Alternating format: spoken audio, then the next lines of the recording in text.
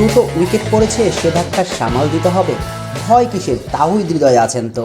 দ্রুত স্কোরবোর্ডে রান জমা করতে হবে, সেই টেনশনে কপালে দুশ্চিন্তার ভাঁজ। ভয় কিসের, তাহিদ হৃদয় আছেন তো। যেন বাংলাদেশের ব্যাটিং ইনিংসের সকল রোগের মহা ঔষধ এখন তাহিদ হৃদয়। 33, 37, 57 নিজের খেলার সবশেষ 3 ইনিংসের হৃদয়ের স্কোর।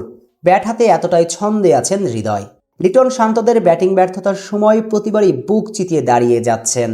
পরিস্থিতির দাবি মিটিয়ে ক্রিকেট খেলছেন, কখনো দেখে শুনে আস্তে ধীরে ব্যাট করে টাইগারদের ইনিংস মেরামত করছেন, আবার বা কখনো ব্যাট হাতে বিধ্বংসী রূপ ধারণ করে দলকে ঠিকঠাক কক্ষপথে রেখেছেন। টি-20 বিশ্বকাপের আগে টাইগার টপ অর্ডারদের নিষ্প্রভতা যদি হয় দুশ্চিন্তার কারণ, তবে তো তাহিদ হৃদয়ের এমন ফর্ম চন্দিকা হাথুরুসিংহকে স্বস্তিই দিচ্ছে। অবশ্য বিশ্বকাপে যাবার আগে হৃদয় শুধু স্বস্তিই দিচ্ছে না টাইগার ম্যানেজমেন্টকে, বরং জিম্বাবুয়ের বিপক্ষে এমন পারফরমেন্সের পর আইসিসির সর্বশেষ টি-20 র্যাঙ্কিংয়ে প্রথমবারের মতন 100 জন ব্যাটারদের তালিকায় এসেছেন হৃদয়। বর্তমান অবস্থান করছেন 90 নম্বরে।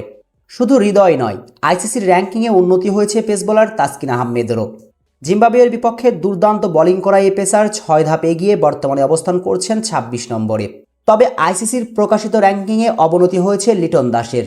2 ধাপ পিছিয়ে 31 নম্বরে এখন অবস্থান করছেন এলকেডি।